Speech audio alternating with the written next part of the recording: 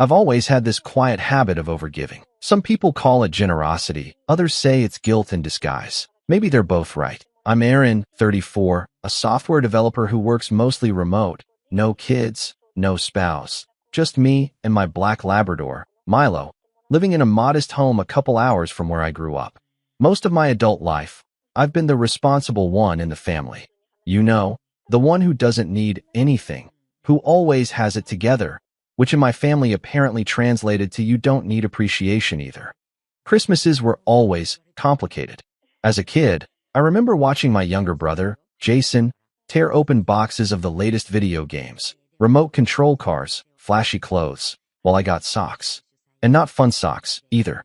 I'm talking gas station multipacks.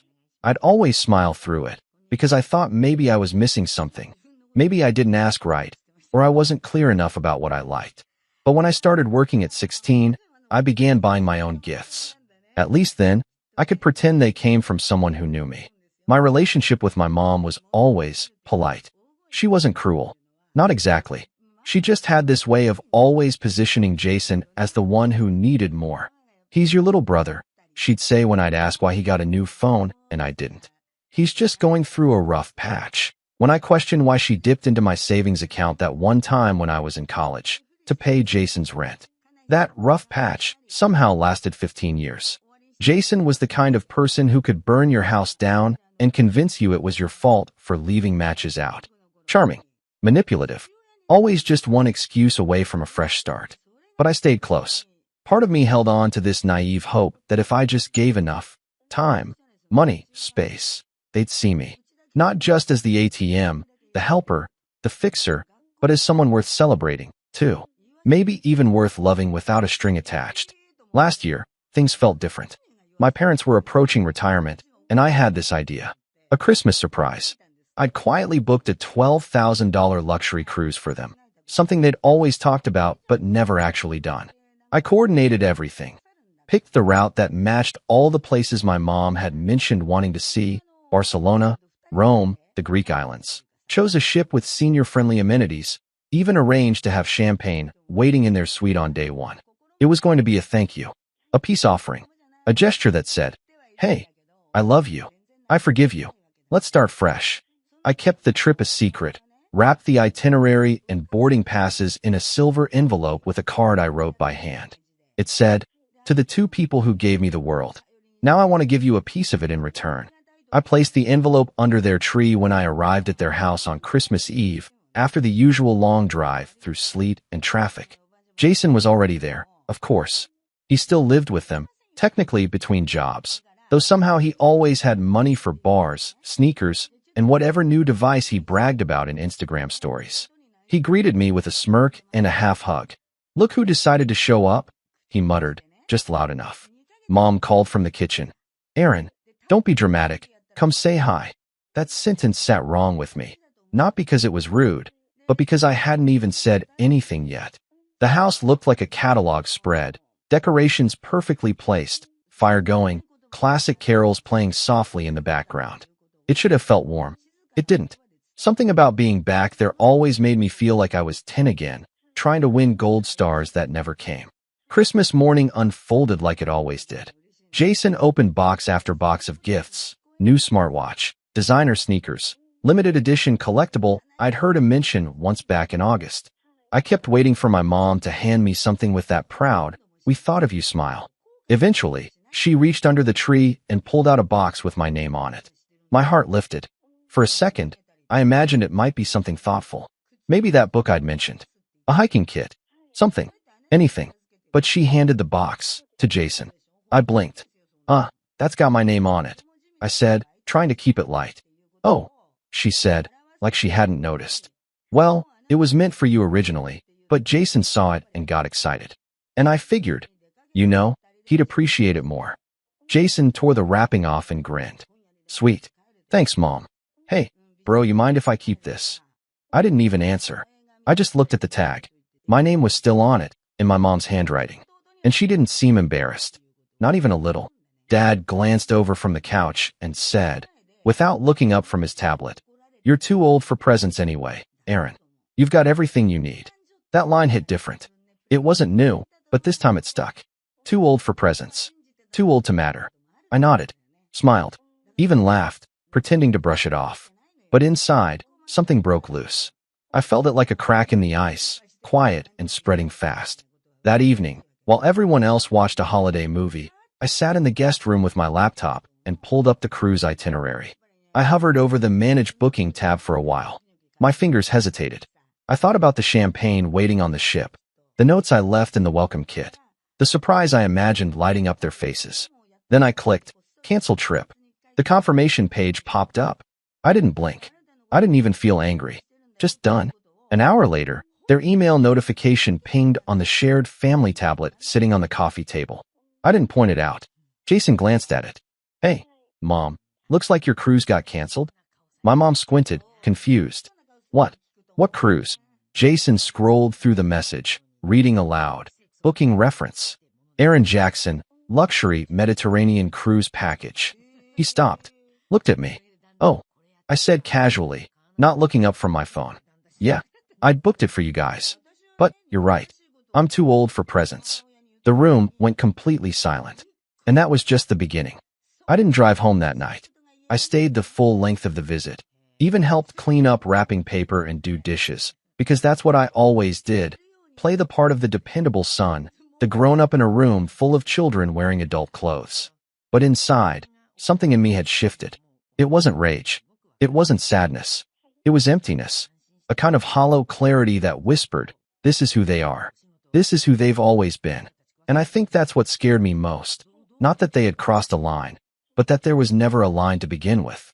The morning after Christmas, I poured coffee in the kitchen while Jason stood shirtless in the living room, watching a YouTube video on the new smartwatch he'd just unboxed, my gift. Mom stood next to him, laughing about how tech-savvy he was, like she hadn't asked me just 2 days prior how to connect her Bluetooth speakers. Isn't it cool? Jason called out. It even tracks my sleep. Finally gonna get my health back on track. I didn't respond. I just sipped the coffee and watched as Mom beamed at him like he'd solved world hunger. Dad walked in a few minutes later, yawning. Hey Aaron, he said, glancing at me. Any chance you could help us out with that gutter leak before you head out? Looks like the corner's pulling off the roof. I blinked. Now. He shrugged. While you're here, you're good with that sort of thing, right? Sure, I said, swallowing the heat rising in my throat. I'll grab a ladder. And I did it. In the cold. Alone. Jason never stepped outside. Mom never brought out gloves or even peeked to say thank you. And when I finished, numb-fingered and soaked, I came back inside to find them finishing the leftover cinnamon rolls I had brought. The ones Mom had told me to just leave in the kitchen because they were too sweet for her. That's when I knew I was done trying. I drove back home that afternoon. The 2-hour ride was dead quiet except for Milo's occasional snore from the passenger seat. I stared out at the winter trees blurring past, thinking about how much time I'd spent trying to win approval from people who treated my bare minimum existence as excess. 3 days later, I got a text from Mom. Mom, did you really cancel the cruise? That was going to be our retirement celebration. I can't believe you'd be so spiteful. No apology. No question. Just blame. I didn't reply. The next message came a few minutes later, this time from Jason. Jason, real mature, bro. You cancel a trip for them because of a stupid gift? Grow up. That one did sting. Not because I cared what Jason thought, but because it confirmed something I already knew. They'd told him everything. The cruise had become a talking point. Another thing to use against me. By New Year's Eve, I thought I was ready to let it go. I told myself, Aaron, just move on. Don't give them another inch of your peace. But then came the video. At 11:38 p.m., I got a family group chat notification. And white toast. I hesitated before tapping, but curiosity won. It was a 45-second video. Jason had his arm around Mom as she held a glass of champagne. Dad sat in the background, glass in hand. They were laughing, clinking glasses, cheering to family and fresh starts. Then Jason raised his glass. To the real MVP of the family, Mom. The woman who raised me right and always had my back. And to Dad, who never gave up on me even when I didn't deserve it. Cheers. Claps. Then a pause. Jason grinned at the camera. And shout out to my big bro for reminding us what not to do with money. Laughter. Loud. Seriously though, love you, man. He added as an afterthought, clearly not meaning it. My chest went tight. I stared at the screen until the video looped again. There was no mention of me. No toast. No thank you. No, we miss you tonight. Just that one mocking line, buried in false cheer. And I realized something. My family didn't just take me for granted. They saw me as disposable. I closed the group chat, blocked it, then sat in the dark with Milo at my feet, watching the fireworks pop silently outside my window. And I whispered to myself, that was the last holiday I ever spent trying to earn their affection. But I didn't know the worst part was still coming. 2 weeks into January, I got a call from my cousin Rachel. We weren't close, but we'd catch up on holidays, send memes occasionally. She worked in finance, had always been the neutral party at family events. Hey, Aaron, she said cautiously. Quick question. Are you giving your parents money again? I frowned. No. What? There was a pause. Because your mom told Aunt Jen that you offered to cover the property taxes on their house this year. Like, $3,000. She said you felt guilty about the cruise thing, and this was your way of making up for it. I sat down. That's not true. At all. Yeah, I figured. But she's telling people. A bunch of people. Said you're the one who insisted. I thanked Rachel, got off the phone, and pulled up my banking app. Sure enough, there it was. A pending auto payment set to send $3,064 to the county tax assessor's office from my linked family account. A shared account I'd opened 4 years ago when Dad had a medical scare and I agreed to be a backup signatory. I'd forgotten about it. They hadn't. I froze. Rage curled through my stomach like acid. I called the bank, stopped the payment, removed myself from the account. Then I sat on my couch in silence, the kind that feels loud. They hadn't even asked. And somehow, they had turned me into the villain. I spent the rest of that night pacing. Not just angry, but betrayed. This wasn't just about Christmas. This wasn't about a gift. This was decades of subtle theft, of my time, my effort, my emotional labor. My entire adult life had been a series of unreciprocated gestures. And this was the moment I felt it all at once. But nothing, not even that, prepared me for what came next. About a week later, I got an email from an old high school friend, Nick. We hadn't spoken in years, but the subject line made my stomach turn. Just FYI, saw this on Facebook. I opened it. It was a screenshot of a public Facebook post from my mom. Some people forget where they come from. We raised our sons with love, but only one of them shows up when it counts. Thank God for Jason, who never turns his back on family. Some gifts come with strings attached. We prefer love without a receipt. I sat there, stunned. Dozens of comments underneath. Extended family chiming in. Jason's always been the golden boy. So sorry you're dealing with that. You deserve better. You're lucky to have Jason. They had turned me into the villain of their public narrative. After all the things I'd done in silence. Paid bills, fixed things, funded dreams. I was now the ungrateful, bitter son who held gifts over their heads. I didn't sleep that night. And by morning, I wasn't angry anymore. I was cold. Focused. Because when someone burns every bridge and hands you the matches, you don't have to wonder anymore if you're the bad guy for walking away. You just make sure they never have the chance to do it again. And that's when I started planning. I didn't say anything. Not to Mom, not to Jason, not to the cousins tagging each other under that post, laughing in the comments like it was some kind of inside joke. I just logged out of Facebook completely and deleted the app from my phone. I wish I could say that made me feel better. It didn't. It just made the silence louder. The days that followed felt hollow. I'd wake up, feed Milo, brew coffee, stare at my work screen for hours trying to concentrate, and fail. I wasn't eating much. Wasn't sleeping either. I'd scroll through old messages, rereading every passive-aggressive comment my mom had sent over the years. The little digs disguised as jokes. The times she forgot my birthday. The times she told people I was too private, like my boundaries were a character flaw. One afternoon, I sat on the floor of my living room with a box of receipts and greeting cards, things I'd kept over the years for reasons I didn't even understand anymore. Inside was a birthday card from when I turned 27. It was unsigned, blank inside. The sticker on the back said it came from a grocery store. I remember getting it in the mail that year, with no envelope, no note, just my name scribbled in ballpoint pen on the front. I'd kept it. Why? I don't even know. Maybe part of me believed keeping those scraps proved the relationship was real, that even if they forgot me, I hadn't forgotten them. But that day, I finally let go. I took that card and every receipt, Every thank you note I'd written for gifts I never got a response to, every faded printout of a flight confirmation for a trip I paid for, and I fed them into the shredder, one by one. It wasn't angry. It was quiet, like cleaning up after a storm. That night, I turned off my phone completely. No distractions. Just me and Milo on the couch, wrapped in a blanket, watching some old documentary about a guy who rebuilt his life from scratch after his entire business collapsed. Something about that resonated in a way I hadn't expected. I realized I'd been living the same emotional cycle over and over. Give, hope, get hurt, swallow it, repeat. And I was done repeating it. The next morning, I sat down and did something I hadn't done in years. I wrote a letter. Not to send. Just for me. It started with one sentence. You were not the problem. I kept writing, letting it all out. The resentment. The confusion. The guilt I didn't even know I was carrying. I admitted how much I'd longed for a family that saw me. Not what I could do, but who I was. I wrote about every time I'd smiled through pain, every birthday they ignored, every favor I gave without thanks, every moment I second-guessed myself because they made me feel like I didn't deserve better.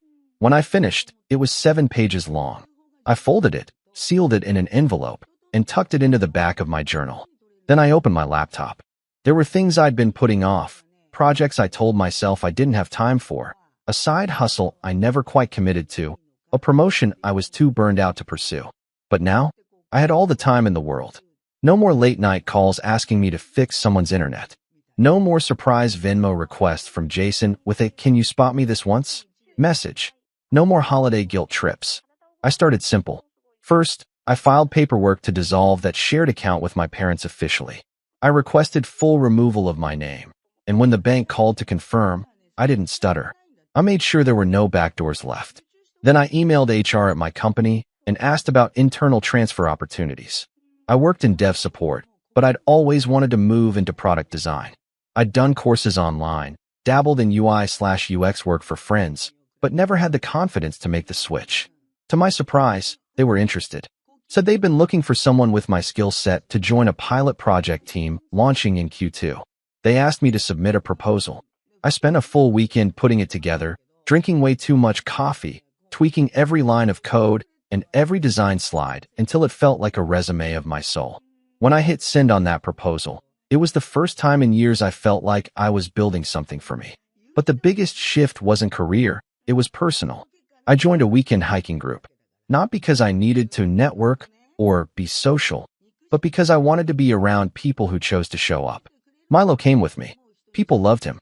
And slowly, as the snow melted and winter faded, so did some of the weight I'd been dragging for years. By early spring, I was waking up with purpose again. Not joy, exactly, but clarity. And that was more valuable. I'd replaced my phone entirely. New number. Clean slate. I didn't tell my family. The only person who had my new contact info was Rachel, my cousin, who had quietly checked in once or twice after the Facebook post drama. You okay? She'd ask via email. Better every day, I'd reply. In April, something wild happened. That project I applied for, I got it. Full transfer. New title. New pay bump. Remote, with a travel stipend for quarterly team meetups. It was like stepping into a new version of my life. One that didn't revolve around proving my worth to people who'd already decided it. I took my first work trip to Portland that May. It was only 3 days, but when I landed and stepped into that hotel room overlooking the water, I felt like I could breathe in a way I hadn't in years. No calls, no guilt, just peace. And yet, rock bottom doesn't always announce itself with disaster. Sometimes it's subtle. A quiet Sunday morning when you realize you don't know who you'd call if you got good news. Or when you sit in a restaurant by yourself and realize this is the first time in months you're not afraid someone's going to demand something from you right after. That loneliness hit me in waves. Not often, not sharp, but deep. I missed the idea of a family, not the reality. And it's in that space, that in-between of grief and relief, that I started rebuilding. I joined a therapy group. Nothing fancy. Just a Zoom session on Tuesdays with 5 other people who also had complicated family stories.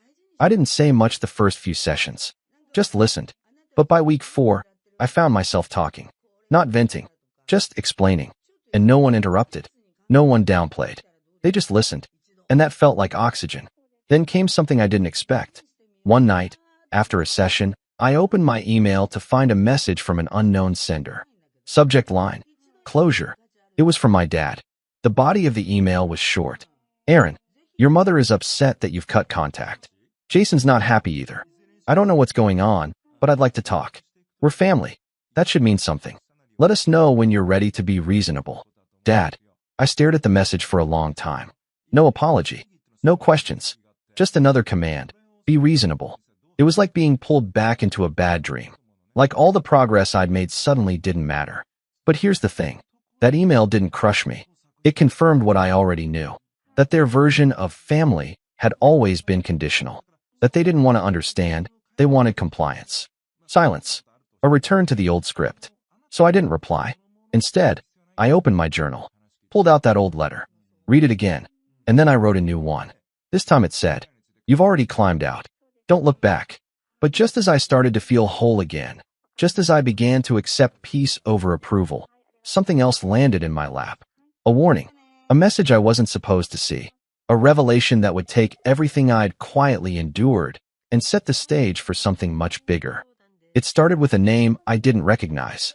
I was doing some routine cleanup on one of my older email accounts, the one I used years ago when I first started freelancing. It was mostly junk now, expired job listings, newsletters I never unsubscribed from, old software promo codes. But as I scrolled past another spammy subject line, one message caught my eye. Subject: payment confirmation for Jason Underwood. My brother's full name. The sender? A company I'd never heard of, Westbridge Financial Solutions. I opened the email. Hello, Aaron Jackson. This is a confirmation that your payment of $874.52 for client Jason Underwood has been processed successfully through your linked business card ending in 2091. If this charge was made in error or you wish to dispute the transaction, please contact our billing department. I froze. That was my old card. A card I hadn't used in over a year. One I'd kept linked to a now-defunct business PayPal account I hadn't thought about since I left the freelance world. I clicked through to the merchant site and found more transactions. Small amounts at first. A few $40 here, $100 there. But over time, they added up. Thousands of dollars. And every single one was tied to my brother's name. I started digging. Pulled the account statement history. Searched my cloud storage. And that's when the pattern emerged. Jason had been using my old business account to fund personal expenses, monthly subscriptions, pay later financing, even a few direct purchases from luxury retailers. He must have kept the login from years ago when I briefly let him borrow my card to rent some camera gear. That was supposed to be a one-time favor. He had promised to delete the info. He never did. But it wasn't just about the money. Some of the transactions were listed as client reimbursements. Others were labeled consulting fees. On paper, it looked like I was doing shady side gigs through this account. If the IRS ever audited me, these would all point to me. That's when I realized this wasn't carelessness. It was calculated. I reached out to Rachel again. She'd always been honest with me, even when it was hard. I forwarded her the email and asked, "Have you ever heard of Jason working with anything called Westbridge?" 10 minutes later, my phone rang. "I have," she said bluntly. "That's the debt relief firm my dad used last year. It's not exactly reputable." "Wait, why is it linked to you?" I told her everything. There was a long silence. Then she said, "Aaron, you need to check your credit report. Right now." So I did. And there it was. A new credit card opened in my name 6 months ago. Balance for $1,918. Min payment overdue. Another personal loan, also in my name, opened 8 months ago. Status, delinquent. I felt sick. I'd spent years playing the good son, the helpful brother, the silent provider. And Jason had used my name, my identity, and my past generosity as a launchpad for fraud. And the worst part? I don't think my parents were clueless. I remembered the property tax incident, the cruise cancellation, the way Mom posted publicly that I was holding money over their heads. Suddenly, it all clicked into place. They weren't just enabling him. They were protecting him.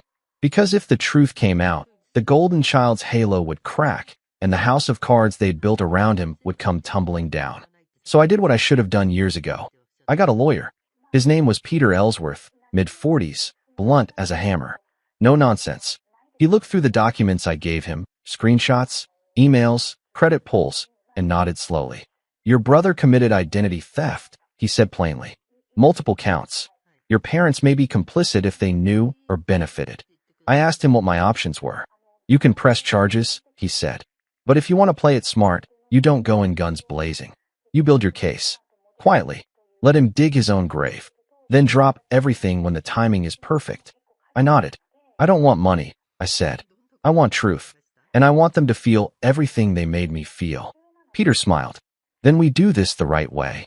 And so began the setup. We started by securing my financials. Froze all credit activity. Changed every password. Filed fraud alerts. Peter contacted the credit bureaus and flagged the 2 illegal accounts. Within a few weeks, we had documentation proving I'd never authorized those lines of credit.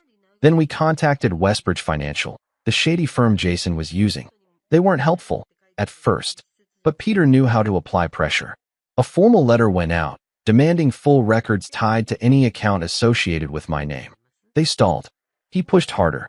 When they realized I had legal backing, the documents arrived. It was all there.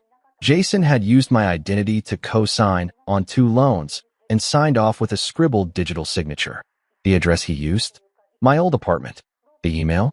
A Gmail account that looked almost like mine, except for one swapped letter. The kicker? One of the forms had a photo of his driver's license uploaded alongside my name.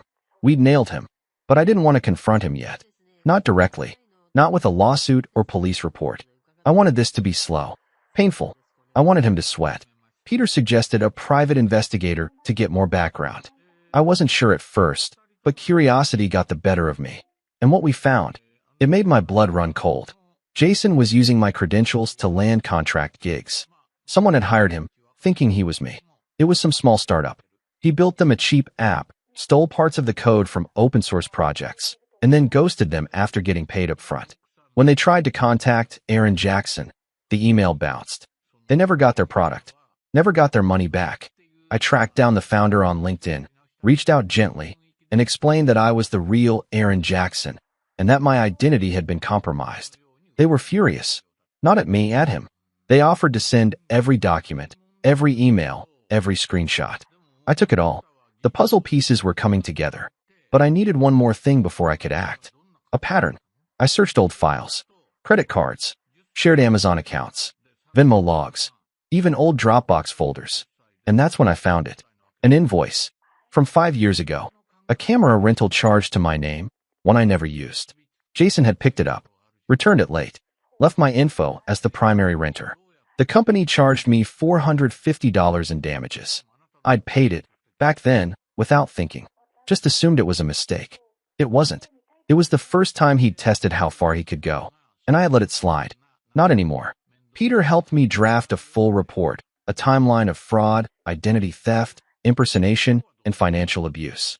We included every receipt, every email, every forged signature. Then I did something that made my hands shake. I sent a letter to my parents. Not an angry one, not even emotional, just factual, legal, precise. It said, "This is a formal notice regarding multiple fraudulent activities tied to Jason Underwood, including identity theft and unauthorized use of my financial accounts.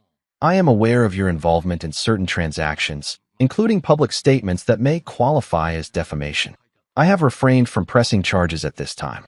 However, I have retained legal counsel and am prepared to pursue full civil and criminal action should further contact or financial activity occur without my consent.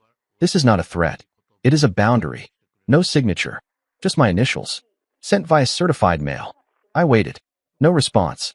3 days later, Jason called from an unknown number. I didn't answer. He left a voicemail. "Dude, what the hell are you doing? You're going to ruin everything. Just call me back. Please. We can talk about this. You don't have to burn the whole house down." But that was the problem. The house was already ash. I was just building something new in its place.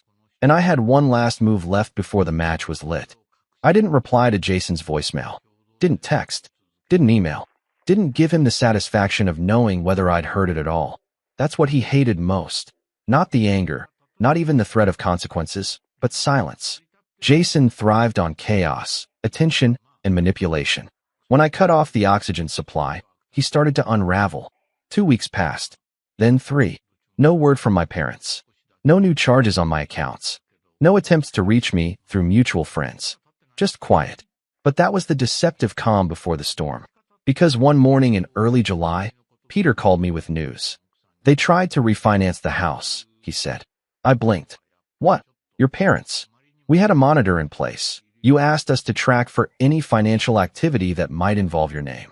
The bank flagged the application because they tried to list you as a co-signer. Again, I didn't even know what to say. Peter continued. They must have assumed the freeze had lifted. Or maybe they were testing to see if they could sneak you onto something without alerting the system. I clenched my jaw. So they still think I'm a resource. Even now. They don't think, he said bluntly. They survive. And you were their lifeline. Until you weren't. It was the final straw. Not the cruise. Not the stolen money. Not the Facebook smear campaign or the fake consulting jobs. This quiet, slimy attempt to use my name again. Months after I'd gone no contact, after legal threats, after cold silence. It told me one thing with crystal clarity. They hadn't learned a thing. So I made the call. Let's do it, I told Peter. File everything. Every charge. Every report. If they wanted war, they just got it. And we did. First came the legal filings. Peter submitted the complete fraud packet to the local police department in my hometown, citing identity theft, unauthorized financial activity, and impersonation. Since the crimes crossed state lines, some of the credit transactions were linked to out-of-state merchants. We also filed with the FTC and the state attorney general. Then we looped in the IRS. Peter helped me write a statement detailing the fraudulent 1099 income from Jason's fake freelance jobs under my name. The IRS took that very seriously, because now they weren't just defrauding me, they were messing with federal tax records. An audit was opened into Jason's activity under my identity. A real one. Next came the fraud alerts and blacklistings. Rachel, who'd become a quiet ally behind the scenes, helped me contact a few companies she had connections with. One of them was a client Jason had tried to pitch recently, using my background and work samples. She sent me the pitch deck. It was my resume, my projects, my code. I contacted the company directly and explained everything. Not only were they horrified, but they immediately flagged Jason in their internal system and shared the information with 2 other firms in their partner network. Jason's name was now on a do not contract list shared between a circle of startups and fintech companies. He didn't know it yet, but the doors were closing. Then came the financial dominoes. When the IRS probe began, Jason's accounts were frozen for review. His last-minute tax filings didn't match the digital records from his consulting gigs because they weren't his. The audit flagged him. Then the fraud cases began rolling in. Remember the startup he scammed with the Ghost app? They pressed charges too, after learning he'd done it under my name and lied about being me. Now they had legal cause to sue him personally. Peter coordinated with their legal counsel, and we exchanged documentation. We didn't team up, but we definitely walked parallel paths. Jason was served 2 civil complaints and 1 criminal subpoena within a span of 10 days. Then I sent one final message. Not to Jason, not to my parents, to everyone. I logged into my old Facebook account, reset the password, reactivated the profile, and made one single post. It was simple. For those wondering why I've been silent, my brother has stolen thousands of dollars, opened accounts in my name, and impersonated me to commit fraud across multiple states. My parents knew. They helped cover for him. Legal action is underway. I'm no longer the family scapegoat. I'm just done. I didn't allow comments. Just reactions. And they came fast. Thumbs up. Shocked faces. Private messages. A few extended family members even called me, apologizing for believing my mom's version of the cruise story, for laughing at Jason's New Year's toast, for staying silent when they should have spoken up. Some of them sent screenshots of group chats I wasn't in. Chats where Jason had bragged about finessing a few things in his life, where mom had defended him with lines like, "Aaron's just sensitive," or "he owes us," after everything we did for him growing up. I saved every screenshot. Then I blocked them all, because I didn't need closure from people who only believed me once the ship was sinking. Then came the collapse. Jason lost his car.